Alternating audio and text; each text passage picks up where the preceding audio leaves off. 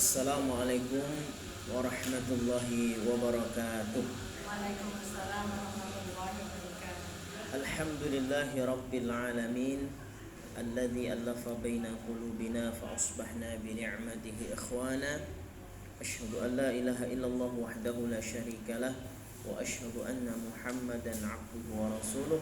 Allahumma salli wa sallim wa barik ala sayyidina Muhammadin wa ala alihi wa ashabihi ajma'in. Alhamdulillah, kita bersyukur kepada Allah Subhanahu wa taala. Di siang hari ini Allah anugerahkan sehat wal afiat. Mudah-mudahan di dalam sehat wal afiat ini ada iman dan takwa pula, dan rasa syukur senantiasa juga disertai sabar, dan yang paling pokok lagi adalah ikhlas. Mudah-mudahan rangkaian itu semuanya akan menjadikan setiap ibadah dan juga muamalah, aktivitas kita semua mendapatkan nilai keberkahan, mendapatkan nilai pahala di sisi Allah Subhanahu wa taala. Amin ya rabbal alamin. Salawat dan salam senantiasa tercurah kepada sang kekasih hati baginda Rasul Muhammad sallallahu alaihi wasallam. Mudah-mudahan kita telah dikumpulkan bersama beliau dan para sahabat di surga Allah Subhanahu wa taala, saling bertetangga dengan beliau sallallahu alaihi wasallam insyaallah. Kita akan membahas yakni surah Ali Imran. Kita mulai dari ayat 26. Kita baca terlebih dahulu ayat 26 sampai 28 insyaallah. Kita baca ya, ayat 26 sampai 28. Monggo silahkan disimak, diperhatikan, dan mari kita membacanya terlebih dahulu supaya ada getaran frekuensi yang sama dan bisa mudah menangkap pesan Allah Subhanahu wa taala melalui surah Ali Imran ayat 26 sampai 28 ini. Ayo. Ketemu semua? Ya, baik.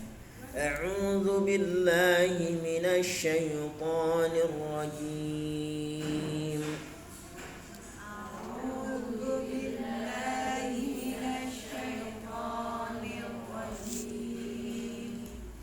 Qulillahumma malikal mulki tu'til mulka man tasha'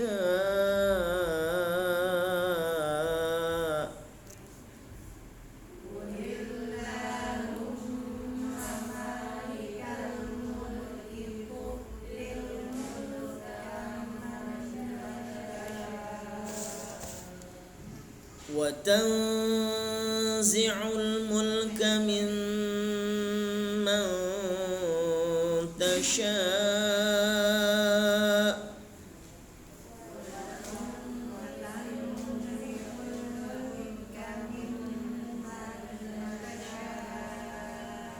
wa tu'izzu man tasha' wa tudhillu man tasha'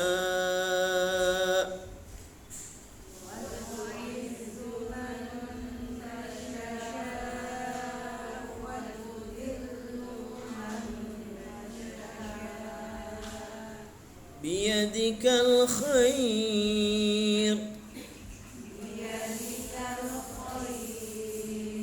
innaka ala kulli syai'in qadir.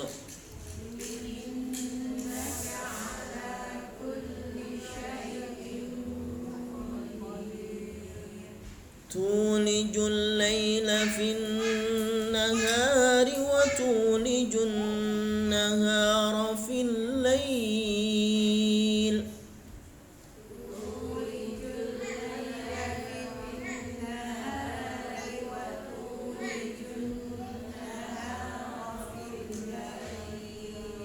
wa tukhrijul hayya minal mayyiti wa tukhrijul mayyita minal hayy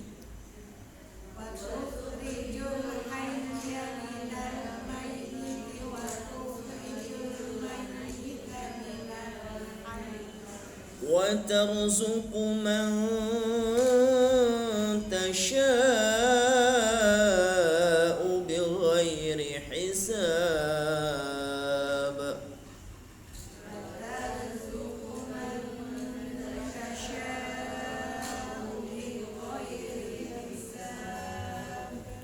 لا يتخذ المؤمنون الكافرين أولياء من دون المؤمنين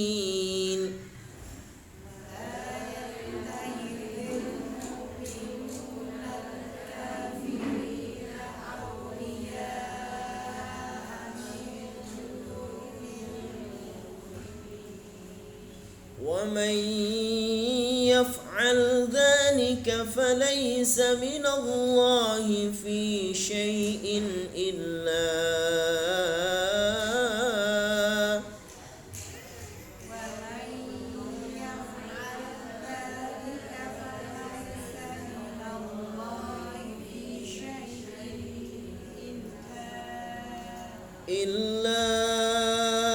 أن تتقوا منهم تقاه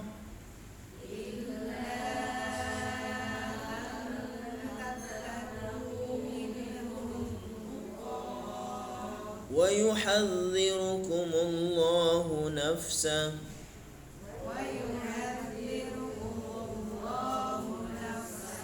وإلى الله المصير.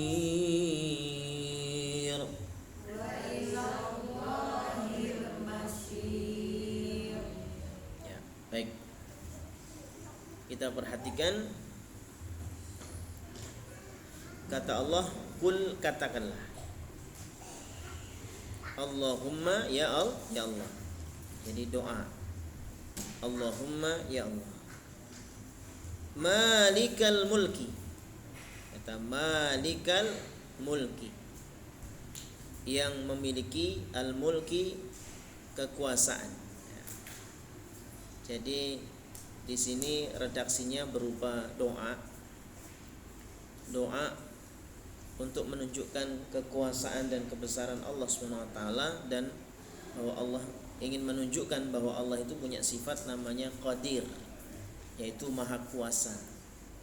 Setelah sebelumnya, yaitu di ayat 25, itu Allah sebutkan bahwa Allah juga kuasa idza jama'nahum liyaumin la raiba fih, yaitu Allah mampu nanti mengumpulkan seluruh makhluk di hari yang tidak ada keraguan di dalamnya, yang sebelumnya diragukan oleh orang-orang kafir. Jadi orang-orang kafir, orang-orang yang mereka yaftarun, yakni mengada-ngada di dalam ibadah mereka, mengada-ngada dalam akidah mereka, ya, bahkan menyembah selain Allah, tidak yakin dan tidak iman kepada Allah SWT, bahkan tidak yakin bahwa akan dibangkitkan dan dikumpulkannya manusia, maka oleh Allah kemudian dijawab dengan kalimah doa, ya.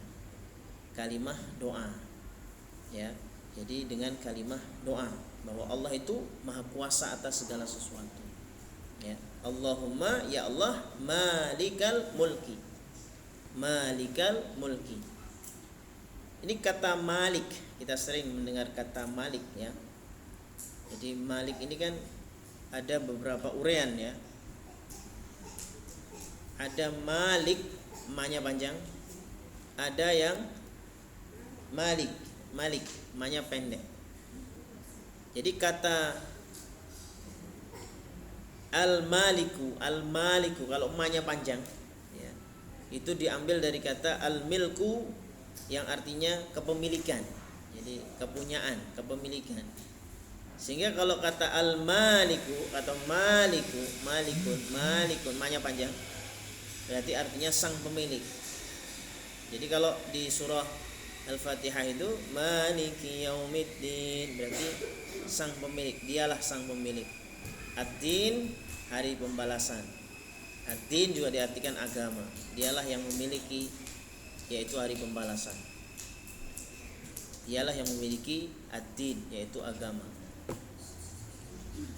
Kalau dibaca pendek, al-maliku, ini juga terdapat di surah An-Nas. Qul a'udzu birabbin nas, malikin nas, itu pendek. Itu dari kata al-mulku yang artinya kerajaan atau kekuasaan. Jadi kalau dia berdiri sendiri Al-Maliku ini berarti menunjukkan zatnya bahwa dia sang raja. Sang raja. Nah, itu ya, dialah raja. Nah, gitu ya, dialah raja. Oke.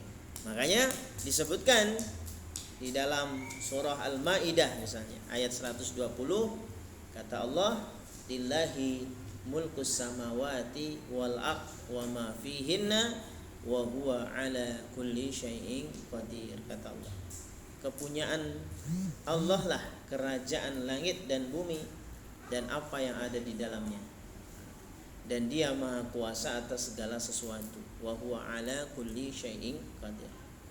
Bahkan nanti disebutkan di dalam hadis qudsi yang sahih, ketika yaumul qiyamah, ketika semua manusia itu dikumpulkan, ya, macam-macam manusia, yang dulunya pejabat, yang dulunya menteri, yang dulunya presiden, ya, yang dulunya tokoh-tokoh besar, maka saat itu ya akan ditanya oleh Allah, anal maliku aina mulukul ard. Ya. Di dalam hadis riwayat Imam Bukhari di nomor hadis 4812, aku adalah raja sekarang. Di mana raja-raja di dunia? Maka tidak ada satupun yang ngacung, meskipun dulu mantan presiden 10 tahun gitu ya misalnya, mantan raja sekian tahun ya, dan seterusnya. Maka tidak ada pun satupun raja-raja dunia yang pada saat itu dikumpulkan oleh Allah SWT yang kemudian memberanikan diri. Jangankan kok kemudian ngacung ya, mendongak saja dia nggak berani, karena saking takutnya kepada Allah SWT, dan sirnanya sudah sirna, jabatan dia sudah sirna, apa yang dia miliki dan pengaruh-pengaruh yang dia miliki pun sirna, ya. Yang ada adalah ya satu-satunya raja, yakni Allah SWT, tidak ada yang lain, ya. Gitu ya. Nah, ini. Nah, apa faedah? Faedah itu adalah manfaat. Kita mengenal nama Allah yang disebut dengan Al-Maliku dan Al-Maliku. Artinya ada dua tadi. Jangan kebalik ya. Meskipun di dalam qori di Masjidil Haram itu kadang-kadang membaca suratul Fatihah itu juga dibaca pendek kadang. Tapi rata-rata dibaca panjang. Ya, jadi kalau Imam Hafiz dibaca panjang, Maliki Yaumiddin. Tapi saya juga pernah mendengar dibaca Maliki Yaumiddin, baca pendek. Yang intinya artinya mirip, ya. Jadi yang satu sang raja, yang satu yang memiliki. Ya kita tahu bahwa ya raja itu yang punya kepemilikan mutlak apapun. Jadi intinya tujuannya ke Allah. Ya, tapi kalau Imam Hafiz atau umumnya kita dibaca panjang. Maliki sesuai dengan redaksi yang ada. Nah, faedahnya paling enggak ada 3. Kita mengenal asma Allah yang indah ini, yang luar biasa, Al-Maliku dan Al-Maliku. Satu, ketika kita tahu bahwa Allah itu adalah sang pemilik, maka manusia atau kita akan sadar bahwasanya semua yang ada ini adalah milik Allah. Harta yang kita punya, jasadiah kita ini, ruhiyah kita, jiwa kita, kesehatan kita, ini semuanya adalah milik Allah dan dijadikan titipan saja, ya. Sehingga semuanya akan rusak. Kecantikan akan rusak, kekayaan akan diwariskan, bahkan sebelum diwariskan sudah habis. Ada kekayaan sebelum diwariskan nggak nyampe turun waris sudah habis duluan, ya. Kendaraan juga akan rusak, baju akan usang, ya. Hanya yang kita sedekahkan, yang kita infakkan, yang kita wakafkan, yang kita zakatkan itu ya, dari mal kita itu, dari harta itulah yang bermanfaat. Selain dari itu rusak semua yang kita miliki. Kebun kalau nggak dirawat ya jadi hutan, rumah kalau nggak dirawat ya jamuran, ya. Masya Allah, rusak. Coba rumah jenengan tinggal ya, setahun ini nggak usah disapu, itu debu itu tanpa permisi dia akan masuk ya ke rumah, kotor sekali, ya. Sehingga di dunia ini memang tempatnya usang-usang, ya. Jadi kalau badan kita ini pun juga demikian, ini akan mengalami rusak ya, seiring dengan umur, seiring dengan usia, akan tambah tua ya, tulang akan lemah, kemudian otot-otot akan melemah, begitu juga akan keriput dan lain sebagainya. Itulah sifat dunia. Berbeda nanti kalau sudah sifat surga, itu sudah lain. Kalau sifat surga nggak ada, sudah keriput-keriput nggak ada. Makanya sudah nggak ada nenek-nenek lagi di surga ya. Yang ada adalah yang muda-muda semua ya. Jadi muda-muda semua, nggak ada tuanya, nggak ada sakitnya, nggak ada lelahnya, nggak ada mualnya, nggak ada. Nah, sekarang kan dunia ini masuk angin dikit aja mual. Ya, masuk angin dikit mual, ada pusingnya, vertigo, ada macam-macam. Kemudian faedah yang kedua ya, ketika kita faham dan sadar bahwa Allah itu raja, artinya tadi itu maharaja ya, maka manusia nggak bisa sombong lagi. Artinya kita nggak bisa sombong lagi. Apa yang mau disombongin? Kalau ada manusia kok sombong, berarti dia telah keluar dari jalur ya, atau dia tidak sadar bahwa Allah lah yang maharaja.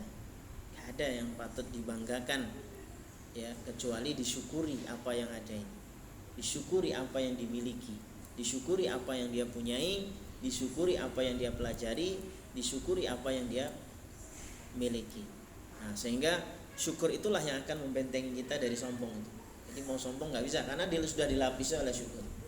Ya, kalau kita sudah berbaju syukur, maka insya Allah semuanya akan dikembalikan ke Allah, semuanya akan dipujikan ke Allah, diarahkan pujiannya kepada Allah, sehingga nggak sempat untuk memuji dirinya sendiri, nggak sempat untuk memuji keluarganya, tapi pujilah Allah Subhanahu Wa Taala.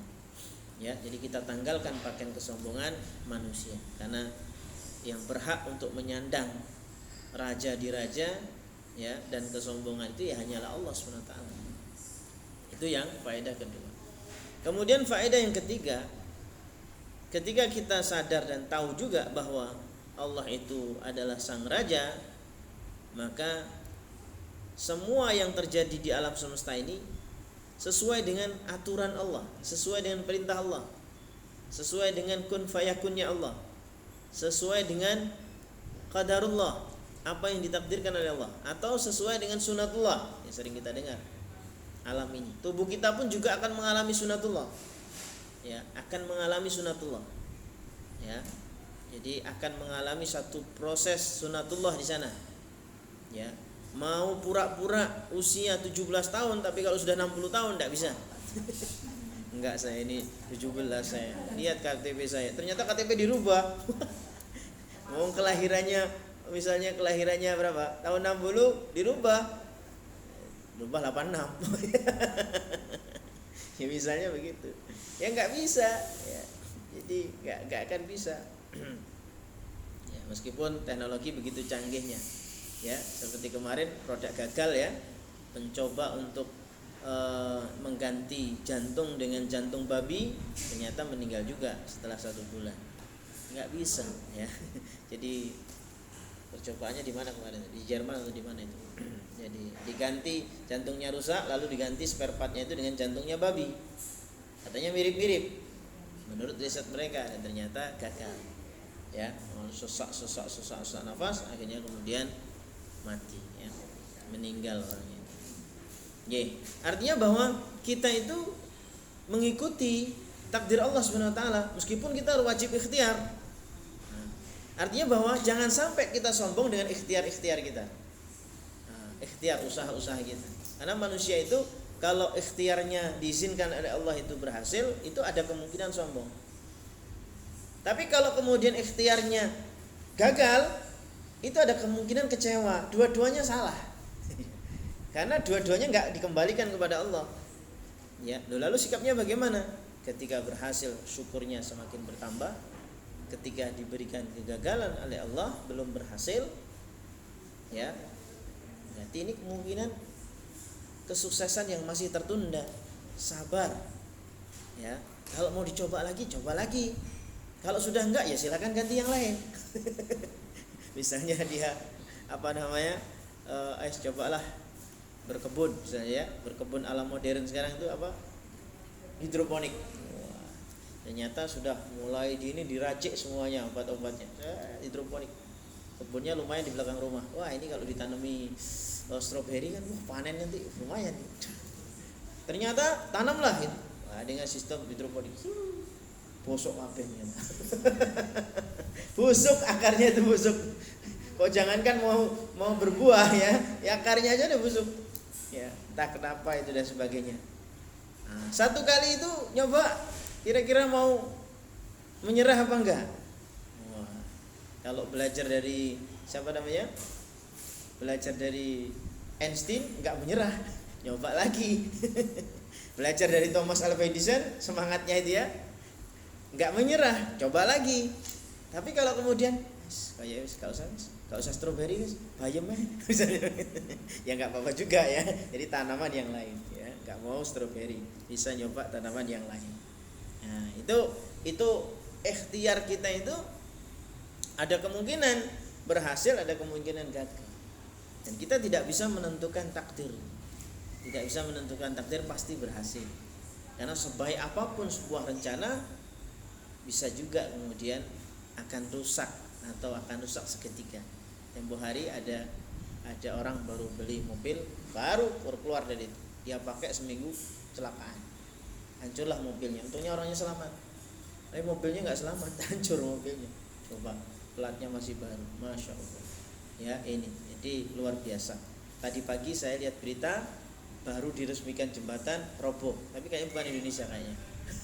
Kayaknya bukan Indonesia. Tapi nggak tahu juga karena saya cuma lihat berita sekilas. Loh, kok bisa itu loh? Baru diresmikan lalu kemudian dicoba di bareng-bareng malah roboh. Waduh. Nah, di dunia itu ya sifatnya begitu. Padahal sudah diperhitungkan dengan insinyur teknik segala macam. Tapi ya begitulah, buatan manusia itu nggak ada yang kekal, nggak ada yang hebat, nggak ada yang istimewa. Nah, makanya Allah perlu menampakkan sesuatu yang ajaib. Sebenarnya dunia ini pun sudah luar biasa. Ajaib itu menakjubkan ya. Sehingga kagumnya bukan kagum ke makhluknya, tapi kagumnya ke Allah yang menciptakan. Mulai dari bangun pagi ada matahari sebelah timur, itu istiqomah tiap hari, gak pernah ngambek matahari. Gak pernah ngambek. Nanti kalau sudah malam ya, kalau pas lagi cerah ya bintang ke bintang kelihatan, bulan kelihatan, dan bulan pun sesuai dengan ininya ya, gak bulat terus tiap hari. Kadang bulan sabit ukuran berapa senti itu kalau diperkecil ya. Kalau diperkecil, kalau difoto ya berapa senti, hasilnya kan besar ya. Nanti kalau sudah ke tanggal sekian, tanggal 15 besar. Nah, itu Allah semua ngatur. Meskipun itu ada ilmu yang bisa dipelajari ya, tapi itulah tanda kebesaran Allah SWT. Dan waktu Nabi Ibrahim alaihissalam mencoba untuk belajar tauhid ya, dari alam semesta, itu juga melalui sebuah proses Nabi Ibrahim alaihissalam. Sehingga kemudian disebutkan salah satunya di dalam surah Al-An'am ayat 75, wa kadzalika nuri Ibrahim malakutas samawati wal ardh wa liyakuna minal muqinin. Dan demikianlah kami tampakkan, kami perlihatkan kepada Ibrahim kekuasaan kami yang terdapat di langit dan bumi, dan agar dia termasuk orang yang yakin. Ini Nabi Ibrahim ketika melihat bintang-bintang, kayak ini pasti jadikan Tuhan. Ternyata bintang-bintang itu rembulan itu pun turun, hilang, gantikan matahari. Wah, ini kayaknya matahari ini yang pas. Ya, akhirnya sampai pada kesimpulan bahwa pasti matahari ini ada yang punya. Nah, itu ada yang memiliki. Dialah Allah SWT yang akhirnya kemudian beliau Nabi Ibrahim ini ya menjadi seorang rasul, seorang utusan Allah SWT yang kemudian diilhamkan kefahaman sehingga tauhid yang benar adalah la ilaha illallah, tidak ada Tuhan kecuali Allah SWT. Yang lain-lain itu lemah, makhluk juga ya, meskipun begitu besarnya makhluk yang namanya matahari, makhluk yang namanya bulan, bintang dan sebagainya ya ini. Nah, lalu kemudian Allahumma malikal mulki, ya Allah, ini disanjung dulu itu. Allah itu paling senang kalau disanjung. Makanya kalau kemudian kita berdoa, salah satu sunnahnya adalah satu tahmid, kita puji Allah, lalu bersolawat, ya, karena Allah yang nyuruh kita solawat juga, bersolawat. Lalu isi doanya, karena pernah ada salah seorang yang kemudian dia berdoa buru-buru itu, jadi doanya langsung ke intinya. Ya Allah ampuni saya, kata Rasulullah, kalau berdoa jangan begitu, awali dulu dengan memujinya, memuji Allah SWT, alhamdulillah, atau dibalik, alhamdulillah, sholawat lalu kemudian tahmid, atau tahmid dulu baru sholawat. Ya, maka sahabat yang tadi diajari oleh Rasulullah cara doa yang benar, adab doa yang benar hendaknya diawali dengan tahmid dan minimal salawat sallallahu alaihi Muhammad atau Allahumma shalli ala Muhammad atau Allahumma shalli ala sayyidina Muhammad. Ya, nah ini. Jadi Allah menampakkan tanda kekuasaannya supaya kemudian kita yakin. Ya, kita yakin akan kebesarannya. Itu pun kadang manusia enggak ngerti. Sehingga hanya seolah dianggap sebagai fenomena alam. Itu banyak itu. Apalagi sains semakin canggih. Alam banyak yang bisa dipelajari. Artinya sunatullah alam itu banyak yang kemudian sudah ditemukan. Ya, misalnya apa itu namanya, kalau kita nanam sayur itu ya, entah dari mana itu penyakit ulat itu juga akan muncul. Nah, itu sekarang juga sudah bisa ditanggulangi dengan obat, ya, dan seterusnya. Ya, ibu-ibu pernah nanam mungkin di belakang rumah atau apa gitu ya, nanam sawi misalnya, tiba-tiba itu ada berintik-berintik, ini dari mana ini? Ya, jadi kayak ada penyakitnya itu dan seterusnya. Nah, ini sudah banyak yang kemudian menemukan, oh ini obatnya, dikasih ini dan seterusnya. Sehingga manusia dalam perkembangannya semakin canggih juga solusi-solusinya, ya, bisa mengatasi. Bahkan kemudian Jepang yang sering gempa pun dibuatlah rumah atau bangunan anti gempa. Sehingga mereka sudah biasa di gedung itu dul. Jadi kayak shock gitu ya. Luar biasa tuh. Barangkali kalau ibu-ibu agak lumayan kaya begitu ya, rumahnya dikasih shock begitu ya. Ikut shock juga karena harganya mahal juga ternyata. Tapi kalau di sana mungkin dimurahin ya, bisa disubsidi ya. Shocknya itu saya juga nggak tahu kayak apa itu. Luar biasa. Artinya bahwa manusia itu lama kelamaan akan menguasai ilmu-ilmu yang sebenarnya juga nggak seberapa ya, kalau dibandingkan dengan ilmu Allah, karena itu ilmu itu juga amanah dari Allah SWT. Ya, jadi kecanggihan mulai dari mobil ya, kecanggihan otomotif luar biasa. Sekarang ada mobil yang bisa parkir sendiri. Ibu-ibu nggak bisa parkir, beli mobil itu bisa parkir sendiri tuh, bannya bisa muter. Set. Luar biasa. Jadi kayak mobil mainan itu sudah canggih ya. Nggak usah bensin apa, pakai listrik. Oh, coba pakai listrik, tapi nggak tahu bayar listriknya berapa ya. Dicas ya. Wah, dicas ya. Ini apa itu namanya, konon ini mau ada apa itu namanya, mau ada subsidi apa itu namanya, kompor listrik. Tapi nanti listriknya nyaut. Listriknya bikin shock. jeglak itu tuh ya. Saya dulu pernah dikasih kompor listrik sama orang. Enggak tak pakai ya. Kenapa gua jebol di listrik ya? Ini mau dikasih ke apa namanya? Menjadikan subsidi, dikasih ke orang-orang yang enggak punya kompor listrik itu ya, nanti bayar listriknya ini ya, pusing nanti ya.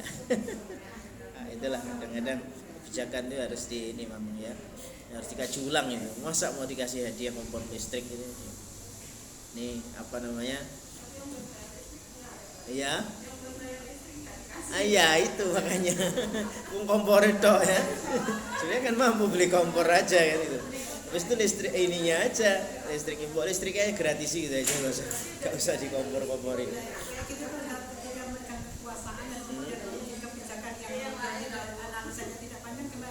Nah ya nantinya tentu kalau merugikan ya, laki-laki yang merugikan dan membuat masyarakat jadi malah terbebani ya, mubadzir kan gitu ya. Ya, mubadzir itu sendiri sudah menjadi temannya setan. Ya maka harus dikaji ulang betul, perlu ndak? Nah, kok masyarakat ndak punya apa namanya, orang-orang nggak punya kok dikasih kompor listrik, ya itu kan nggak logis ya. Harusnya itu dikaji ulang, apa ini sekedar hanya mengproyek atau memang memang ini ya, memang itu suatu kebutuhan. Kan harusnya sesuai kebutuhan masyarakat apa? Masyarakat malah banyak yang kembali ke pawon lagi. Pawon. Makanya pawon desa, pawon. Malah kembali ke kayu, ke pohon. Pawon nanti kayunya masyarakat tuh ambil sendiri. Iya gitu ya. Tidak ada yang bisa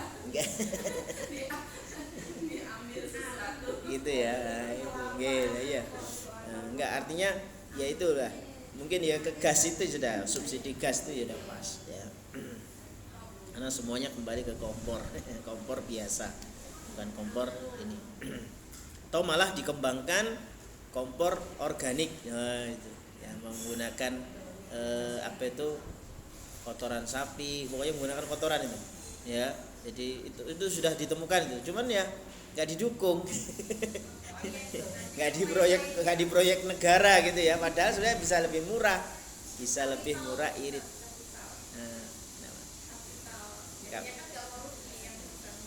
Gitu ya. Nah ya itu ya, itulah nah, makanya kenapa kemudian Allah hadirkan nih doa ini. Di dalam doa ini tu'til mulka man tasya'u wa tanzi'ul mulka mimman tasya'. Jadi kalimatnya berupa doa. Apa yang bisa kita lakukan sebagai warga ketika kemudian ada pemerintah yang kemudian menetapkan ekonomi kapital yang kayak gitu? Yang dilakukan istighfar juga. Karena pemerintah jadi ujian. Ya, jadi yang milih juga masyarakat sendiri kan. Yang milih ya, baik itu mulai yang milih DPR maupun pemimpin tertingginya dan seterusnya. Ya, sehingga kita harus banyak istighfar dan ikhtiar yang terbaik. Makanya nanti di ayat 28 itu salah satu ikhtiarnya. Ya, nah, ini yang diperingatkan oleh Allah terhadap pemimpinnya itu. Pemimpin ini dari tingkat yang rendah, pokoknya pemimpin yang punya kewajiban terhadap masyarakat, amanah terhadap masyarakat, mulai dari tingkat RT, RW sampai yang tertinggi. Ya, ini. Jadi tu'til mulka man tasya'u wa tanzi'ul mulka mimman tasya'. Engkau berikan kerajaan, kekuasaan, jabatan kepada orang yang engkau hendaki dan engkau akan mencabut pula kerajaan dari orang yang engkau kehendaki. Ya, ini. Artinya ada yang dikasih jabatan itu, ada yang dicabut. Ada yang kemudian dikasihnya itu lama, ada yang kasihnya sebentar. Ya, nah itu. Jadi ada yang kemudian dia turun dengan terhormat, ada yang turun tidak terhormat. Itu juga ada. Ya. Jadi ada tamkin. Tamkin itu adalah pemberian tampuk kepemimpinan dan kedudukan oleh Allah Subhanahu wa taala. Kata Allah dalam surah Al-An'am ayat 6 itu, alam yarau kam ahlakna min qablihim min qarnin makkannahum fil ardi ma lam numakkin lakum. Apakah mereka tidak memperhatikan berapa banyak generasi yang telah kami binasakan sebelum mereka? Padahal generasi itu telah kami teguhkan kedudukan mereka di muka bumi, yaitu keteguhan yang belum pernah kami berikan kepadamu. Ya, seperti Fir'aun. Fir'aun itu oleh Allah diberikan nikmat yang luar biasa, gak gampang sakit dia. Jadi tipikal pemimpin yang ideal sebenarnya dia. Ya, cuman kurang satu, imannya. Kalau dari sisi bodinya, fisiknya, wah pemimpinnya. Kalau dari sisi hartanya nggak diragukan lagi. Kalau dari sisi kewibawaannya nggak diragukan lagi. Fir'aun itu, ya luar biasa. Hanya satu kurangnya apa? Imannya yang nggak ada. Ya. Sehingga oleh Allah dicabut, ya kekuasaannya itu dengan tidak hormat, dimatikan dalam kondisi yang tidak hormat, tidak dimuliakan atau dihinakan oleh Allah SWT. Ya ini. Ada lagi Namrud. Zamannya Nabi Ibrahim alaihissalam. Namrud itu juga sama, pemimpin yang hebat. Ya. Jadi di bumi ini banyak manusia-manusia yang hebat itu oleh Allah dititipi kepemimpinan atau jiwa-jiwa kepemimpinan yang hebat. Ya. Tapi Namrud dihinakan oleh Allah dengan mati melalui nyamuk. Coba. Jadi nyamuknya ini nyamuk ajaib. Ketika dia masuk, itu kok muter-muter. Nah, inilah yang menyebabkan kemudian Namrud ini mati, ya. Jadi saking betapa dia sakit luar biasa, ya. Kalau virus-virus gak mempan tuh. Namrud, Fir'aun itu gak gampang sakitan. Makanya pemimpin tuh gak boleh gampang masuk angin. Aduh, pemimpin kok murung-murung munek-munek, gak doyan mangan. Gitu ya. Pemimpin kok tiba-tiba ngeluhan gitu ya, migrenan. Pemimpin tuh harus kuat. Jisimnya harus kuat, kesehatannya harus kuat dan seterusnya. Ya itu.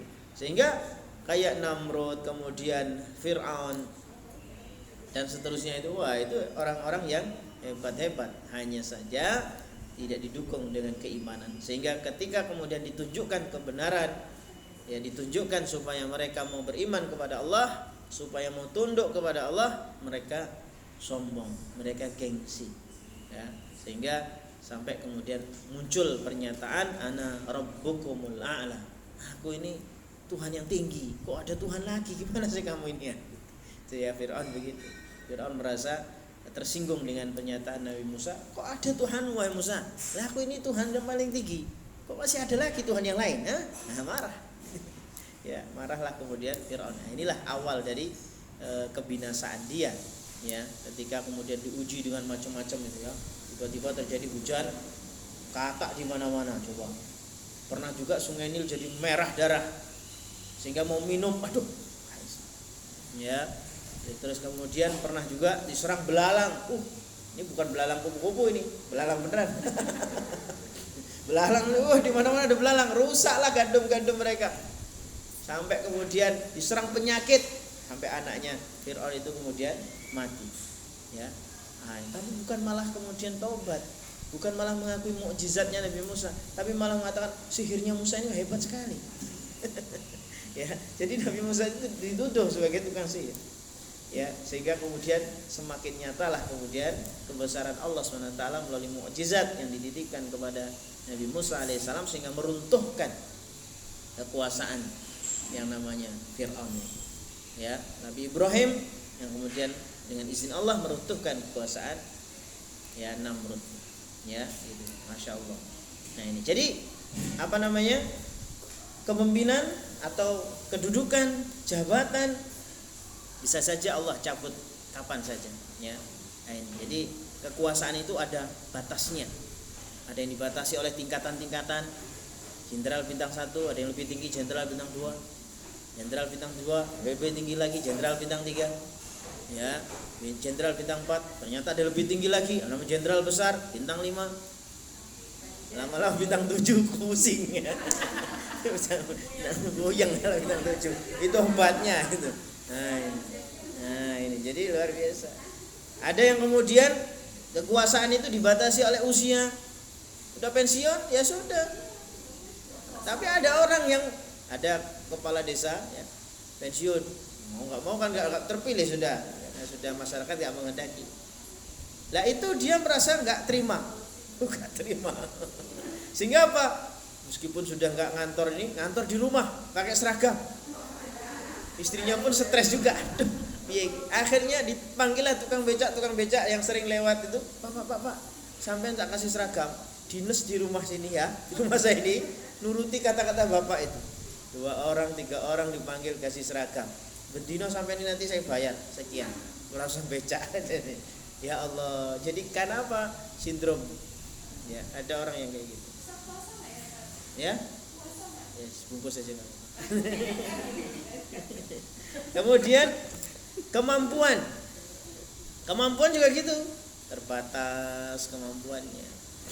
Ya, diberikan ya terbatas kemampuan, jangkauannya terbatas. Nanti ada yang luar biasa yang bisa kemana-mana. Siapa? Dajjal itu bisa kemana-mana dengan cepat dia, kayak angin. Ya, bisa kemana. Hanya 2 tempat yang nggak bisa dimasuki oleh Dajjal, Mekah dan Madinah saja. Kan luar biasa ini. Makanya Dajjal ini jadi pemimpin juga ini. Hah? Orang mencuri. Kenapa orang mencuri?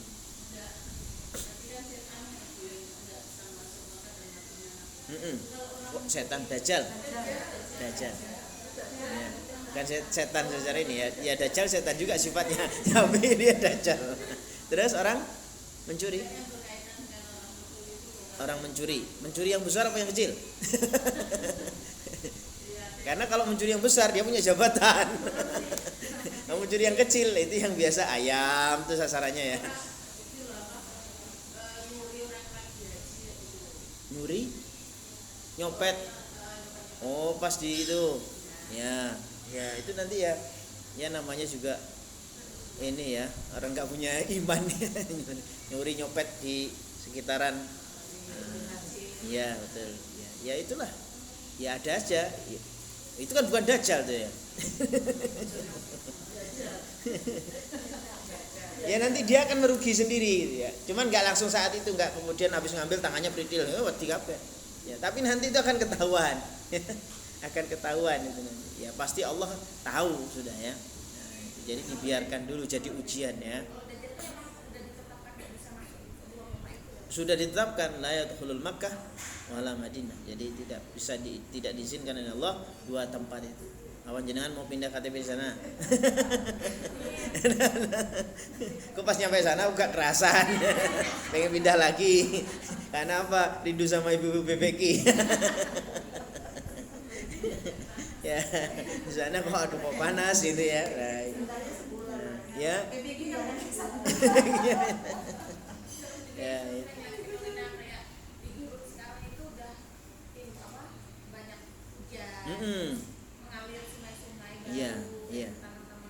Iya hijau-hijauan ya.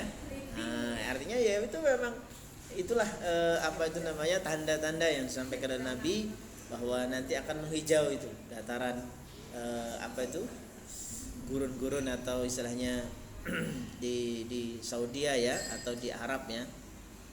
Ya itu sudah mulai apa itu banyak hijau-hijauan. Artinya tanahnya jadi subur karena dihembas hujan dan sebagainya. Nah, sehingga itu juga menjadi tanda bagian dari akhir zaman, ya, akhir zaman.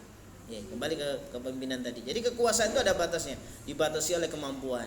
Bahkan sampai satu istilah pemimpin tertinggi pun, ya dia juga masih ada yang lebih pintar. Ada yang lebih pintar dan tidak mungkin pintar semuanya. Makanya dia butuh menteri-menteri di situ, staf. Nah, ketika salah pilih menteri, alah kacau sudah. Ya, kebijakannya akan meleset kabeh kalau misalnya salah milih. Ya gitu ya. Jadi ketika kemudian salah milih, nah itulah maka akan salah kebijakan, akan banyak kebijakan yang keliru gitu ya. Atau akan didemo atau mungkin akan dikoreksi. Nah, pemimpin yang baik itu sebenarnya juga mau dikoreksi, diberikan masukan. Ya, harus mau gitu ya. Seperti itu. Kemudian kelincahannya, kekuatannya, sisi negosiatornya, kemudian sisi manajemennya, wah itu kan macam-macam tuh. Kemampuan pemimpin itu. Sisi kewibawaannya. Ya, lalu kemudian dilihat dari sisi kebijakannya, bagaimana kebijakannya. Ya. Nah, kebijakan ini akan terbentur oleh apa? Nafsu dan keinginan. Ya. Jadi ada gak kepentingan di situ, baik kepentingan pribadi, kepentingan golongan atau kepentingan bangsa. Nah, itu kadang-kadang antara kebijakan dan keinginan ini terbentur di sini. Di satu sisi ingin mensejahterakan masyarakat, tapi ternyata keinginannya terkooptasi oleh berarti golonganku aja lah. Sing tak openi gitu ya. Akhirnya golongannya saja, partainya saja, kelompoknya saja. Sehingga masyarakat secara umum malah justru terabaikan. Itu bisa jadi seperti itu. Maka Allah berikan satu statement, Allah yang memberikan kerajaan, kekuasaan, jabatan kepada yang dikehendaki, dan Allah juga yang cabut kekuasaan, kerajaan bagi orang yang kehendaki. Ya, bagaimana cara nyabutnya? Bisa cabut nyawanya, ya, bisa digantikan dia dengan orang lain, ya, atau dicabut sisi marwahnya. Jadi sebenarnya wis gak dianggap. Ya. Nah, itu. Jadi ada ketua kelas, enggak usah yang dur-dur. Ada ketua kelas di sekolah, itu enggak disukai sama teman-temannya. Sehingga teman-temannya itu enggak nganggap dia ketua kelas. Itu juga ada, ya. Nah, ini jadi ada yang seperti itu sehingga enggak dianggap sebagai pemimpin. Ya, mungkin bisa jadi di lini-lini seperti di kantor. Nah, tempo hari itu ada kepala sekolah itu nggak disukai sama guru-gurunya, sehingga kepala sekolah ini kebijakan apa yang nggak dijalankan oleh guru-guru, diprotes. Akhirnya kemudian kepala sekolahnya dimutasi, dipindahkan. Kenapa? Karena ada satu hal yang kemudian oleh guru-gurunya ini yang kemudian nggak menyukai kepala sekolah. Ya macam-macam lah di dunia ini memang begitu. Ya ini sehingga menjadi pemimpin itu juga nggak mudah. Tapi harus ada yang maju jadi pemimpin, harus ada yang jadi direktur, harus ada yang jadi manajer. Harusnya jangan mundur kabeh. Mundur kabeh ya sopo terus. Misalnya kayak ini majelis BBQ ini, siapa ini direkturnya ini? Direkturnya, intinya Bu Tati misalnya. Manajernya siapa? Waduh, manajernya. Menterinya siapa? Ada menteri konsumsi, ada menteri teknologi dan dokumentasi, ada menteri perluasan wilayah, menteri keamanan, waduh, sosial ya, yang sosial dan seterusnya. Nah itu semacam-macam ya. Nah ini. Kemudian ada juga yang kemudian ilmu. Nah, pemimpin itu identik dengan ilmu. Ya. Jadi identik dengan ilmu. Sebagaimana disebutkan dalam surah An-Naml ayat 16, wa warisa Sulaimanu Dawuda wa qala ya ayyuhan nasu 'ullimna mantiqat tayri wa utina min kulli syai' inna hadza lahuwal fadlul mubin. Kata Allah, dan Sulaiman telah mewarisi Daud, mewarisi keimanan, mewarisi akidah, mewarisi ilmu. Dia berkata, hai manusia, kami telah diberikan ilmu, diberikan pengertian tentang suara burung.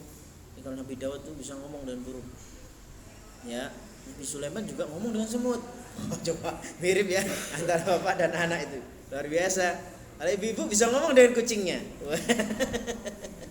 Nah, sedikit banyak itu sebenarnya manusia itu ini ketularan ilmunya Nabi Sulaiman sedikit banyak. Makanya beberapa binatang piaraan itu bisa mengerti. Bisa meskipun tidak pakai bahasa isyarat.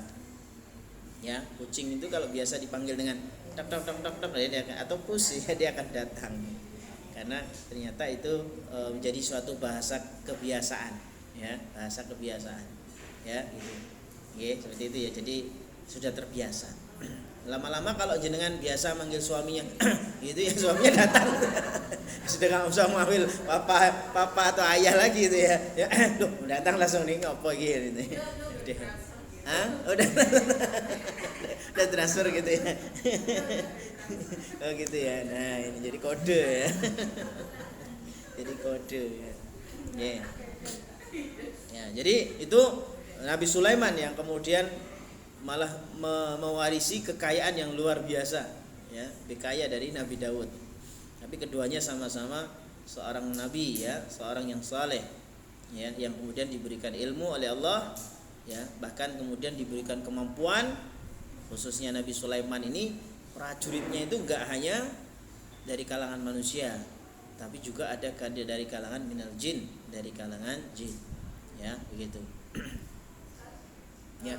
Manusia mempelajari berkomunikasi dengan binatang itu, tapi tidak menyalahi Ya enggak. Ya, bisa aja kan, itu bukan komunikasi ini ya, komunikasi isyarat ya, atau enggak masalah. Kalau yang saya pernah lihat itu di YouTube-nya Irfan Hakim itu Ya. ada dokter hewan yang dia memang pakai gelombang tertentu, Oh. terus dia bisa komunikasi sama jadi sapinya itu ngomong apa gitu. Oh. Dia akan bahwa dia akan Pakai komputer ya? Pakai komputer. enggak, jadi dia kayak Oke. merenung kayak tutup mata, terus ada gelombang apa gitu Oh. gitu. Jadi Bukan gelombang tsunami yang jelas ya. karena bersertifikat itu secara internasional tuh mereka mempelajari. Iya. Jadi, bahkan itu sih datangnya Irfan Hakim itu kan ada yang kura-kuranya itu dulu waktu di sana dia tuh sering kawin lah gitu, tapi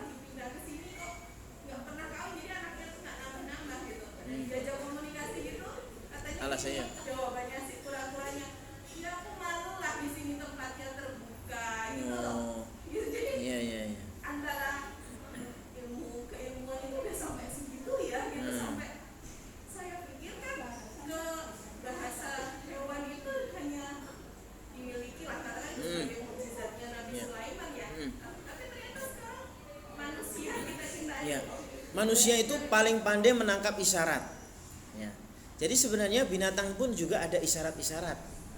Baik itu isyarat dia, ada loh sapi itu nangis.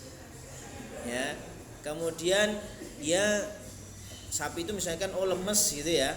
Itu peternak itu ya tahu bahwa ini kenapa, atau dia sedang masuk angin. Nah, gitu. Jadi ada beberapa isyarat-isyarat, sebenarnya itu juga termasuk ilmu ya, mungkin psikologi hewan barangkali ya.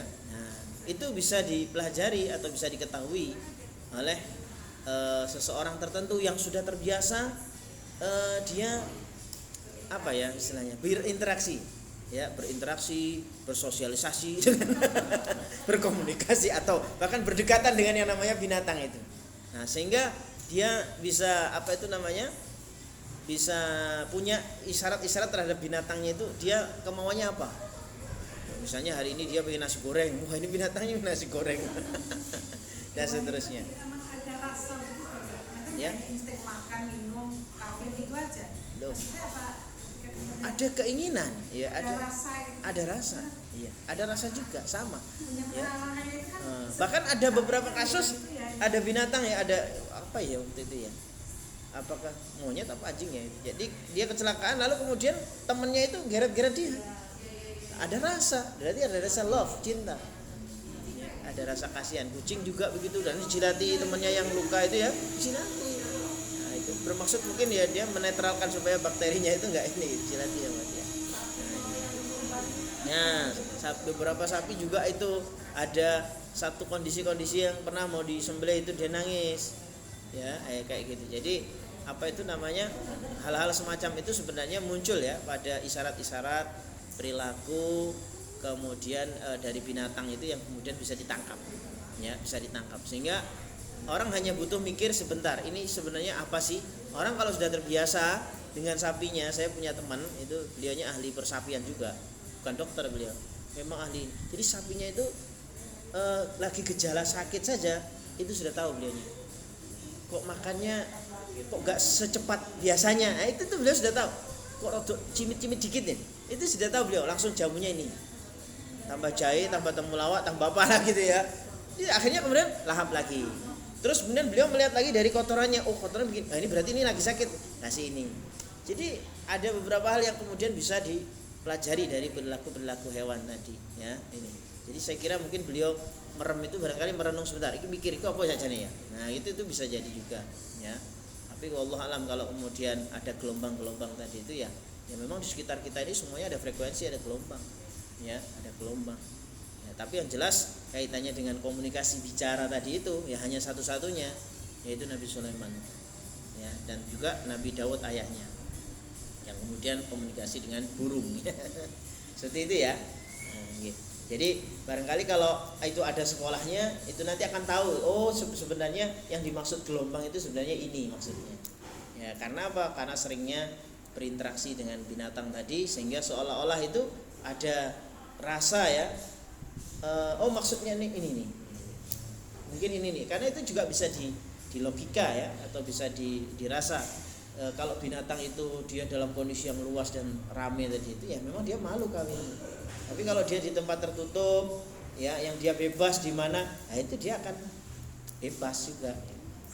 Itu sebenarnya juga menjadi logika dasar dari binatang itu ketika dia sudah mulai akan kawin ya. Itu binatang ya. Kok malah ngurusi binatang kawin. Jadi penghulunya ini nanti. Baik. Kemudian juga yang nama pemimpin itu punya identik skill atau kekuatan. Nah, ini ya. Jadi skill atau kekuatan. Walaqad ataina Dawuda minna fadla ya jibalu awwibi ma'hu wat-tayra wa alanna lahul hadid gitu ya. Dan sesungguhnya kami telah memberikan kepada Daud berupa karunia dari kami. Hai gunung-gunung dan burung-burung bertasbihlah berulang-ulang bersama Daud. Masya Allah. Ya, jadi zikir bersamanya Nabi Daud itu enggak bersama kayak kita ini manusia-manusia, enggak. Bareng burung gitu ya. Bareng gunung-gunung gitu ya. Ya.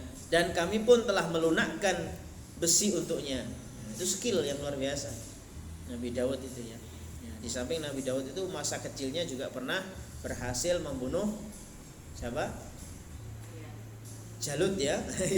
Goliat itu nama baratnya ya, atau dikenal dengan Jalut, dengan ketepilnya. Itu bahasanya apalah? Ketepil ya. Das, langsung kemudian kena kepalanya. Ya, Masya Allah. Dan waktu itu dibawa kepemimpinan Talut. Ya, Talut ini juga merupakan pemimpin yang luar biasa. Jadi setelah itu baru setelah Talut ini meninggal diwarisi oleh Nabi Daud alaihissalam. Nah ini. Kemudian juga pemimpin identik dengan kekayaan dan kejayaan. Ya.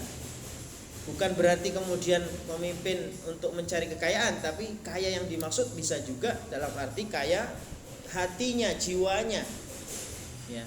Jadi kaya jiwanya, kaya hatinya. Ini disebutkan dalam surat Shad ayat 35, qala rabbighfirli wa habli mulkan la yanbaghi li ahadin min ba'di innaka antal wahhab. Nabi Sulaiman berdoa kepada Allah, ya Tuhanku, ampuni aku dan anugerahkan kepadaku kerajaan yang tidak dimiliki oleh seorang pun sesudahku. Sesungguhnya Engkaulah yang Maha memberi. Nah, ini juga merupakan doa yang diijabah oleh Allah. Doanya Nabi Sulaiman ini yang akhirnya tidak akan ada satupun kerajaan kekuasaan yang melebihi kekuasaan Nabi Sulaiman alaihissalam. Kemudian pemimpin itu identik dengan tubuh yang sehat, kuat, ilmunya juga mendalam, kemudian kerajaan yang luas. Nah, itu yang kemudian disebutkan dalam surah Al-Baqarah ayat 247. Wa qala lahum nabiyyuhum innallaha qad ba'atsa lakum Taluta malika. Nabi mereka namanya Nabi Samuel ya, mengatakan kepada mereka, sesungguhnya Allah telah mengangkat Talut menjadi raja kalian, pemimpin kalian. Ya, itu pun diprotes, Nabi ngomongnya diprotes. Qalu anna yakunu lahul mulku alaina wa nahnu ahaqqu bil mulki min wa lam yu'ti sa'atan minal mal. Diprotes oleh Bani Israel. Bani Israel mengatakan, bagaimana Talut bisa memerintah kami, bisa jadi raja kami, padahal kami lebih berhak mengendalikan pemerintahan daripada dia. Sedang dia pun tidak diberi kekayaan yang cukup banyak. Ya, jadi memang Talut itu enggak kaya harta, tapi dia kaya hatinya, kaya jiwanya. Sehingga itulah yang kemudian innallaha astafahu alaikum. Sungguhnya Allah telah memilih dia, yaitu Talut itu raja kalian, pemimpin kalian. Wazadahu bastatan fil ilmi, dan Allah menambahkannya bastatan fil ilmi, luasnya ilmu, wal jism, dan badannya, kesehatannya, fisiknya. Nah, ini wallahu yu'ti mulkahu may yasha, dan Allah berhak mendatangkan kekuasaannya kepada siapa yang dia kehendaki. Wallahu wasi'un alim, Allah yang maha luas, yang maha mengetahui. Nah, ini Allah berikan tubuh yang sehat, kuat, ilmu yang mendalam, dan juga kerajaan ini Talut. Ya, jadi sekali lagi bahwa kepemimpinan itu sebenarnya juga menjadi amanah. Ya, artinya bahwa semua orang itu adalah pemimpin. Bahkan seorang ibu pun pemimpin. Wal mar'atu ra'iyatun ala baiti ba'liha wa waladihi wa hiya mas'ulatun anhu. Seorang wanita itu adalah pemimpin di dalam urusan rumah tangga serta anak-anaknya, dan nanti akan dimintai pertanggungjawaban atas apa yang dipimpinnya. Jadi ketika suami lagi enggak di rumah dan dia bersama anak-anaknya, itu ya ibu itu pemimpin terhadap anak-anaknya. Ya, itu. Jadi amanah yang nantinya akan dipertanggungjawabkan juga. Sehingga Allah memberikan satu reward yang luar biasa bagi orang-orang yang mau mengerjakan amanah dari setiap amanah yang ada. Ada amanah yang kecil-kecil, ada amanah yang besar-besar. Dan sebenarnya amanah kepemimpinan ini besar. Ya, amanah-amanah yang kecil-kecil itu kalau dipasrai apa, jenengan bendahara ya, jenengan sekretaris ya, itu amanah-amanah yang sebenarnya termasuk amanah-amanah kecil, tapi amanah yang pokoknya adalah pemimpin. Ya, amanah pokoknya adalah sebagai pemimpin. Sehingga kata Allah, walladzina li amanatihim wa ahdihim ra'un. Dan orang-orang yang memelihara amanah-amanah yang dipikulnya dan janjinya, ulaika humul warisun alladzina yarisunal firdausa hum fiha khalidun. Maka Allah menjanjikan mereka itulah orang-orang yang akan mewarisi. Apa yang akan diwarisi? Yang akan mewarisi jannatul firdaus, yaitu surga firdaus, mereka kekal di dalamnya. Ya, surah Al-Mu'minun ayat mulai dari ayat 8 sampai ayat 11. Nah ini. Jadi semuanya adalah pemimpin. Dan dari kesemuanya itu akan dimintai kurang lebih 4 hal yang akan dimintai pertanggungjawaban. Ya, di dalam hadis yang sahih riwayat Ibnu Hibban dan juga At-Tirmidzi, ya, jadi la tazulu qadama 'abdin yaumal qiyamah hatta yus'ala narba, ya, an umrihi fi ma'afna. Jadi tidak akan bergeser kedua telapak kaki seseorang hamba itu di hari kiamat sehingga akan ditanya 4 macam. Ya, ditanya 4 macam. Apa saja itu? An umrihi, akan umurnya dia habiskan tuh apa? Umurnya dihabiskan tuh apa? Wa an jasadihi fi ma ablah. Jasadnya itu, kesehatannya, badannya itu tuh apa? Kesehatannya tuh apa? Ya, jadi kesehatannya, jasadnya itu tuh apa? Ya, sampai kemudian jasadnya rusak. Rusak ini sakit dan kemudian meninggal. Nah, ini digunakan tuh apa saja jasadnya ini. Wa an ilmihi madza amila fihi. Ilmunya bagaimana dia mengamalkannya, ya, ilmunya bagaimana dia mengamalkannya. Kemudian wa an malihi min aina iktasabahu wa fi ma anfaqahu. Lalu hartanya dari mana dia mencari dan kemana dia membelanjakannya. Ya, itu. Jadi nanti ditanya kemana membelanjakannya, ke Mirota atau ke Transmart atau kemana gitu ya, dan seterusnya. Akan ditanya dari mana harta itu dibelanjakan untuk apa, digunakan untuk maksiat atau belanja yang sifatnya mubah atau belanja yang sifatnya wajib. Ya, misalnya belanja yang sifatnya wajib itu untuk menutupi aurat, ya, dan seterusnya. Kemudian kata Allah, wa tu'izzu man tasya'u wa tudhillu man tasya'u. Engkau muliakan orang yang engkau kehendaki dan engkau hinakan orang yang engkau kehendaki. Artinya bahwa bisa jadi Allah kasih seseorang itu jabatan, jadi pemimpin dia. Tapi bisa jadi oleh Allah enggak dimuliakan, dihinakan dia. Ada yang kemudian diberikan, dia dijadikan oleh Allah pemimpin lalu dimuliakan. Ada yang oleh Allah dijadikan pemimpin, Allah hinakan. Nah, itu ya. Jadi jabatan itu bisa membuat dia mulia, bisa membuat dia hina. Padahal waktu itu dia jadi pemimpin. Itu tergantung bagaimana sepak terjangnya dan di dalam dia berkiprah di dalam jabatannya itu. Ya, dan tentu dalam jabatan itu ada kebijakan-kebijakan yang dia bikin.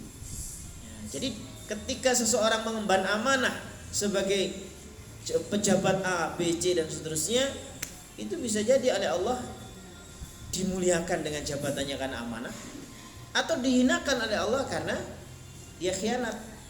Karena kebalikan dari amanah itu khianat. Ya, ini. Jadi wa tudhillu man tasya. Wa tudhillu man tasya. Biyadikal khair, kata Allah.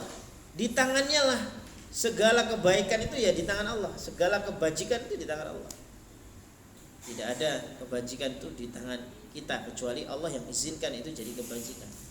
Sehingga manusia hendaknya harus ikhtiar. Innaka ala kulli syai'in qadir. Sesungguhnya engkau, ya Allah, sesungguhnya engkau maha kuasa atas segala sesuatu. Ya, ini. Jadi memang manusia wajib ikhtiar, tapi yang harus diingat bahwa penentunya adalah Allah. Jadi wajib ikhtiar kita. Innallaha la yughayyiru ma biqaumin hatta yughayyiru ma bi anfusihim. Sungguhnya Allah tidak merubah satu kondisi, satu keadaan, satu kaum hingga dia merubah keadaan mereka sendiri. Artinya kalau misalnya sakit ya berobat, ya, kemudian minum obat dan seterusnya. Itu ikhtiar. Ya. Kemudian juga ada yang kalau ingin merasakan cabai ya nanam cabai. Kalau enggak ya beli di warung cabai misalnya. Dan seterusnya. Kalau ingin makan roti, ya mungkin bisa nanam gandum atau beli gandumnya, atau kalau nggak pengen ribet beli rotinya. Nah, jadi ikhtiar itu satu hal yang pasti. Tapi penentunya adalah Allah SWT. Ya, penentunya adalah Allah SWT. Ya, nah ini. Sehingga sampai kemudian Allah pernah memberikan kekuasaan kepada Nabi Yusuf, padahal Nabi Yusuf waktu itu di penjara. Kalau secara logika, masa orang tahanan atau orang yang habis di penjara dikasih jabatan gitu? Nah, logis kan gitu. Karena di Indonesia aja orang kalau sudah masuk tahanan, dia untuk jadi pejabat kayaknya berat ini. Kalau sudah masuk tahanan itu, kayaknya kalau sudah jadi tahanan, karirnya hancur sudah. Gak bisa sudah, nah, dia mantan nabi, gak bisa lagi jadi pejabat. Ternyata Nabi Yusuf, ya, setelah kemudian berapa tahun? 7 tahun atau berapa tahun? Wa kadzalika makanna li Yusufa fil ardi yatabawwa'u minha haitsu yasha. Dan demikianlah kami memberi kedudukan kepada Yusuf di negeri Mesir. Dia bisa tinggal di mana saja dia mau. Maksudnya dia di kedudukan apa saja. Ya, sehingga waktu itu jadi menteri keuangan ya, menjadi menteri keuangan. Nah, ini sampai kemudian seperti itu Nabi Yusuf diangkat oleh Allah menjadi pejabat, ya, dimuliakan oleh Allah SWT. Contoh Nabi Yusuf ini contoh pejabat yang kemudian dikasih jabatan plus dimuliakan oleh Allah SWT. Nah, kemudian setelah itu Allah berikan satu gambaran. Tulijul laila fin nahari wa tulijun nahara fil laili. Jadi yang namanya kekuasaan itu, ya, yang namanya kekuasaan dengan berbagai macam tadi itu, ya, ada kekuasaan tadi seperti yang saya katakan, ada ilmu, ada skill, ada kemampuan dan seterusnya. Lalu setelah itu di ayat berikutnya, di ayat 27 kata Allah, engkau masukkan malam ke dalam siang dan engkau masukkan siang ke dalam malam. Artinya bahwa jabatan itu juga sebenarnya seperti itu, ya, hilang terbit itu. Jadi nanti kalaupun orang ini sudah nggak jabat, ya gak akan dirugikan dengan orang ini nggak jabat, akan digantikan oleh yang lain. Ya, apalagi jabatan itu, misalnya nggak ada bupati, nggak usah nangis, nanti ada lagi kok. Ya, misalnya kok Pak Camatnya meninggal, ini padahal Pak Camat baik sekali, nanti juga akan diganti. Ya, artinya bahwa ya itulah jabatan itu bergulir gitu, seperti layaknya siang masuk ke dalam malam, malam masuk ke dalam siang. Ya, jadi Allah masukkan, engkau masukkan, ya Allah maksudnya, ya Allah masukkan malam ke dalam siang dan engkau masukkan siang ke dalam malam. Ya. Kemudian kata Allah, engkau keluarkan yang hidup, wa tukhrijul hayya minal mayyiti wa tukhrijul mayyita minal hayyi. Engkau keluarkan yang hidup dari yang mati. Apa contohnya? Engkau keluarkan yang hidup dari yang mati. Yang hidup dari mati, telur. Telur, ya, telur. Lalu kemudian menetas. Ya benar, yang hidup dari yang mati. Engkau keluarkan yang hidup dari yang mati. Ya, terus sebaliknya, dan engkau keluarkan yang mati dari yang hidup. Yes, antara telur dan ayam itu, ya. Ayam kemudian menelurkan. Lahir apa menelurkan? Keluar telur. Nggak sampai kemudian jadi itik itu, ya, sudah digoreng duluan. Sudah digoreng duluan, ya, kayak jadi, ya. Tapi kalau sudah jadi ada itiknya, jangan tega goreng itu. Sudah ada bulu-bulunya itu, ya. Ya, ini. Jadi kalau masih dalam kondisi telurnya itu, ya, kuning dan ada putihnya, itu masih tega. Kalau sudah ada hitam-hitamnya, ternyata sudah mulai berbulu, ada muncul bulunya, nah itu sudah nggak mau sudah. Ya, itu ya contohnya telur dan ayam tadi. Bisa juga yang dimaksud di sini adalah bisa jadi seorang yang muslim lahir anaknya ternyata bisa murtad. Bisa enggak? Hatinya yang hidup dan mati. Makanya hatinya seorang mukmin itu dikatakan hidup, imannya hidup, jiwanya hidup. Tapi kalau dia kafir, berarti hatinya mati, imannya mati, jiwanya mati. Seperti mati maksudnya, meskipun orangnya hidup. Ya. Artinya bahwa bisa jadi. Jangan sampai maidu seseorang, bapak Kristen misalnya gitu, atau bapaknya non muslim, nanti anaknya mesti belum tentu ternyata anaknya jadi mualaf. Begitu sebaliknya, bapaknya non muslim, ibunya non muslim, ya atau sebaliknya ya, dia bapaknya muslim, misalnya jenengan ya, ibunya misalnya semuanya muslim yang baik, pasti anak saya ini pasti jadi muslim yang taat pasti. Nggak mungkin ustaz pondok dan seterusnya. Padahal harusnya tetap berharap, ya Allah jadikan anak yang soleh, berharap, memohon kepada Allah. Jangan kemudian memastikan, anak saya ini nggak mungkin murtad.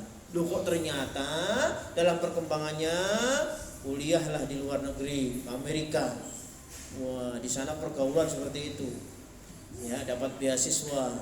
Awalnya dia udah mondok itu. Mondok berapa tahun? SD-nya aja SD Islam, ya, SMP-nya SMP Islam, SMA-nya SMA Islam. Wah, mondoknya ada Islam-Islamnya itu. Semuanya. Pas kemudian apa itu? Kuliah dapat beasiswa, kuliah ke Amerika. Jurusannya filsafat Islam misalnya ya. Atau jurusan apalah gitu ya. Atau yang apalah dan sebagainya. Ya kok ternyata di sana salah pergaulan. Bergaul dengan orang-orang ateis, berdebat dengan orang-orang ateis, malah ketut ateis. Nah, begitu. Jadilah kemudian pulang-pulang, maaf, Pak, Bu, saya sudah bukan Islam lagi. Napa kuwi? Nah, ternyata aku gak percaya Islam lagi. Loh, yes, hancur lah. Ya, jadi harapannya tadi. Oleh karenanya tetap kita menggantungkan ke Allah supaya anak-anak kita ini jangan sampai lepas dari doa-doa kita. Itu jadi anak soleh, untuk supaya mereka menjadi orang yang ikhlas di dalam beragama sampai akhir hayat. Nah, itu ya. Jadi terus doakan, sekalipun anak-anaknya pun sudah berkeluarga, maka doakan anak-anak itu supaya mereka senantiasa istiqomah di dalam iman dan Islam. Gitu ya. Nah, jadi Allah mengeluarkan yang hidup dari yang mati, Allah juga mengeluarkan dari yang mati yang hidup. Artinya ada dua sisi. Ada yang mati itu dalam arti fisiknya, tapi juga bisa yang mati itu adalah jiwanya atau rohiyahnya atau hatinya. Ya, hatinya seorang mukmin itu hidup. Ya. Berbeda dengan hatinya orang yang kafir, itu kal mayyit, seperti mati. Nah, kemudian kata Allah, wa tarzuqu man tasya'u bighairi hisab. Dan dia Allah memberikan engkau, memberi rizki siapa yang tasya'u, engkau kehendaki, bighairi hisab, dengan tanpa perhitungan, dengan tanpa hisab, tanpa perhitungan. Ya, ini juga menjadi jaminan ya. Ada yang sifatnya memang diberikan rizki wilayah tasib tadi itu yang memang untuk memuliakan, tapi ada juga yang untuk menghinakan juga. Sama. Ya, kalau yang menghinakan tadi namanya istidraj, dilulu oleh Allah. Ada yang kemudian diberikan kemudahan itu ya memang karena dimuliakan oleh Allah. Contohnya misalnya surat At-Talaq ayat 2 sampai 3. Wa may yattaqillaha yaj'al lahu makhraja wa yarzuqhu min haitsu la yahtasib. Barang siapa yang bertakwa kepada Allah, niscaya dia akan mengadakan baginya jalan keluar. Wa may yattaqillaha yaj'al lahu makhraja, diberikan makhraja, jalan keluar, diberikan solusi-solusi. Wa yarzuqhu min haitsu la yahtasib, dan dia akan diberikan rizki min haitsu la yahtasib, diberikan rizki yang tidak dia sangka-sangka. Nah, ini ya. Nah, ini. Lalu ada pertanyaan, apa yang menghalangi rizki seseorang? Nah, disebutkan dalam hadis itu ya, innal abda la yuhramu rizqa bidzambi yusibuhu. Kok ada seorang muslim tapi rezekinya kok terhalang? Nah, ini kata Rasulullah, sesungguhnya atau seorang hamba boleh jadi terhalang rezekinya karena dosa yang dia perbuat. Ya. Tapi di luar sana Ustaz, ada orang pendosa, dia berbuat dosa macam-macam, rezekinya kok banyak, istidraj. Tapi kalau muslim, nah muslim ini sedang diuji oleh Allah untuk supaya apa? Dengan begitu dia banyak istighfar, mohon ampun kepada Allah. Ya, itu jadi ujian, dia berarti mengalami bala atau ujian. Nah, sehingga beda sikap. Kalau yang istidraj itu dibiarkan dilulu oleh Allah. Ya, dikasih saja itu. Tetapi kalau mukmin, wa kana bil mu'minina rahimah. Kalau mukmin itu selalu terikat dengan sayangnya Allah. Sehingga tidak semata-mata dikasih, Tapi bagaimana ini sesuatu yang dikasih itu bisa menjadi sayangnya Allah SWT. Ya, artinya bahwa Allah memberikan sayangnya itu tidak kemudian langsung begitu ya. Kayak kemarin ada orang yang anaknya itu merengek minta sepeda motor, masih SMP. Lalu kemudian dibelikan. Ternyata saking senengnya dia baru belajar tadi, lalu diajaklah oleh teman-temannya mau ke Parangtritis. Akhirnya nggak nyampe sana malah kecelakaan di sana, ya, meninggal dunia. Jadinya malah bapaknya menyesal. Ya menyesalnya itu ya ngerti ngono gak tak tekokno, meskipun merengek yusbah, gitu kan. Iya, harus dituruti. Makanya konsepnya Rahman Rahim tadi. Ya, makanya mukmin itu bagi Allah itu disayangi. Nah, disayangi itu ada dikasih juga, tapi dipikirkan ini kira-kira dikasih ini bisa manfaatnya. Nah, itulah namanya disayangi. Tapi kalau mau dikasih istidraj, dilulu. Wis kan? Dikit-dikit nyoh. Tapi kemudian tidak tahu ini dampaknya apa yang terjadi. Ternyata malah membahayakan dirinya sendiri. Nah, itu ya. Sehingga orang tua terhadap anak itu kalau mau ngasih dipikirkan kira-kira ada manfaat nggak dia nanti. Nah, itu. Ternyata anak minta pisau tajam, mau dikasih nggak? Minta pisau dapurnya, boleh enggak? Nah, mesti ini dulu dibelikanlah pisau-pisauan itu ya, satu paket untuk masak-masakan itu ya. Nah itu, ini nggak mungkin dikasih pisau beneran. Kenapa? Karena tahu nanti ini bahaya. Namanya anak-anak. Nah, tempo hari kan ada itu kasus yang adiknya itu dikurbanin itu ya. Nah, kan ada itu. Nah, itu masya Allah. Jadi main kurban-kurbanan ternyata ya Allah. Ya, ini kayak kasus yang tadi itu. Seorang ayah membelikan motor itu kan pada usia ini. Nah, sebenarnya kan akhirnya kaitannya dengan takdir dia dimatikan dengan cara begitu. Sebenarnya ayah ini kan katanya dengan mengimani bahwa ini takdir ya. Tapi kemudian sebenarnya bapak ini diminta pertanggungjawaban lagi nggak? Karena berlaku kemudian dia memberikan sesuatu yang sebenarnya kan belum pada tempatnya. Ya. Pasti akan dimintai pertanggungjawaban, tapi kan masih punya kesempatan untuk istighfar, memohon ampun kepada Allah, salat taubat, keputusan saya itu keliru waktu itu ya Allah. Itu kalau punya ilmu begitu. Tapi kalau cuma sekedar menyesal terus gak ada habis, akhirnya meratapi takdir tadi, masih belum terima. Kalau cerita kemana-mana itu, aku masih belum bisa menerima, saya itu menyesal. Jadi uripnya mau menyesal tok. Padahal harusnya ya gimana lagi wong, menyesal seperti apapun, mau keluar air mata darah pun juga gak akan menghidupkan anaknya. Maka tidak ada lain, taubat, mohon ampun ke Allah. Keputusan waktu itu memang salah. Ya, jadi memberikan istidraj kepada anak melulu kan gitu. Akhirnya apa? Ya sudah, dia istighfar, lalu kemudian mohon ampun ke Allah, salat taubat kalau perlu, lalu kemudian sudah selesai. Ikhlaskan. Nah, selesai sudah kan. Tapi kalau nggak ikhlas ya gimana, mau ikhlas nggak ikhlas ya anaknya udah nggak akan bisa balik lagi. Ya tetap harus ikhlas. Jadi gitu, itu takdir, semuanya itu adalah takdir Allah SWT.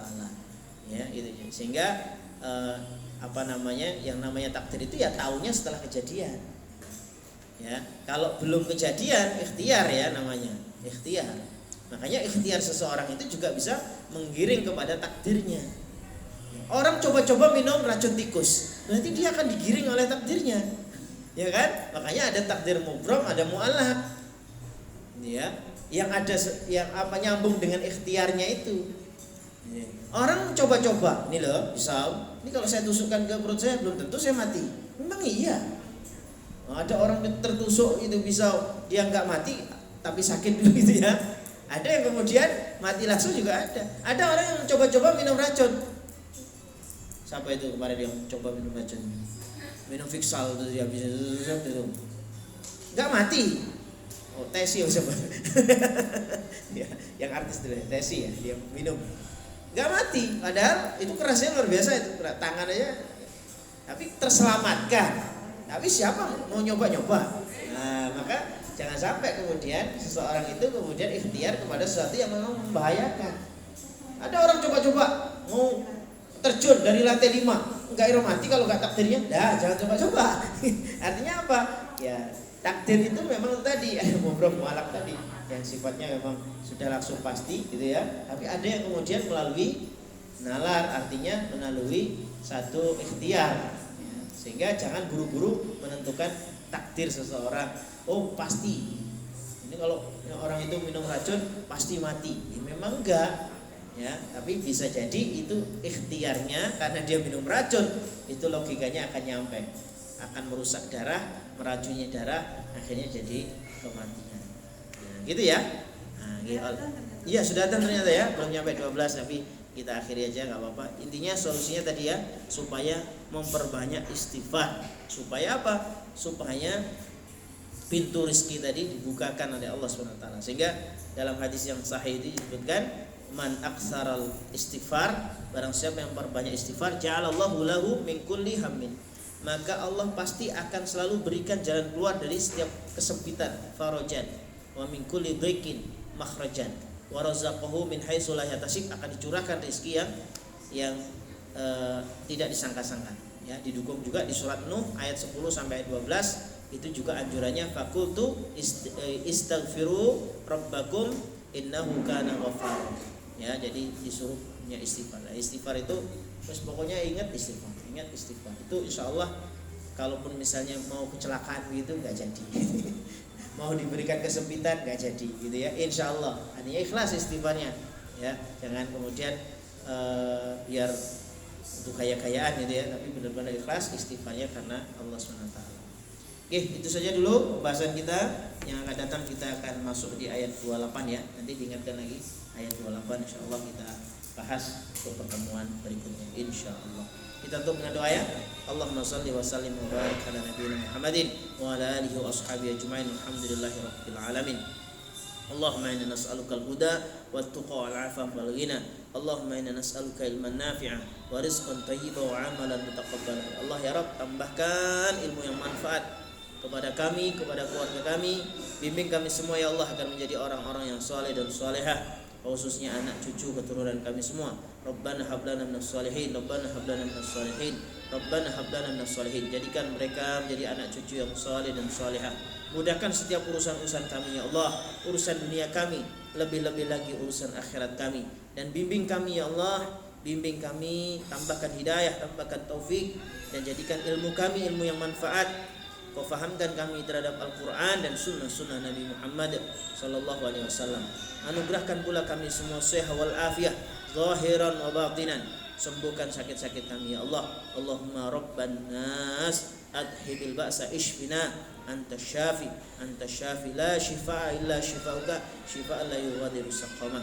Rabbana taqabbal du'a innaka antas samiul alim wa tub 'alaina innaka antat tawwabur rahim. Dan kelak hadiahkan kami husnul khatimah di akhir hayat, dan jadikan kami semua kelak berkumpul di surga-Mu ya Allah. Allahumma inna nas'alukal jannah wa na'udzubika minan nar. Rabbana atina fid dunya hasanah wa fil akhirati hasanah wa qina adzabannar. Wa sallallahu ala nabiyyina Muhammadin wa ala alihi wa ashabihi ajma'in. Walhamdulillahi rabbil alamin. Kita tutup dengan kafaratul majlis. Subhanakallahumma wa bihamdika asyhadu an la ilaha illa anta astaghfiruka wa atubu ilaik. Kurang lebihnya mohon dimaafkan. Assalamualaikum warahmatullahi wabarakatuh.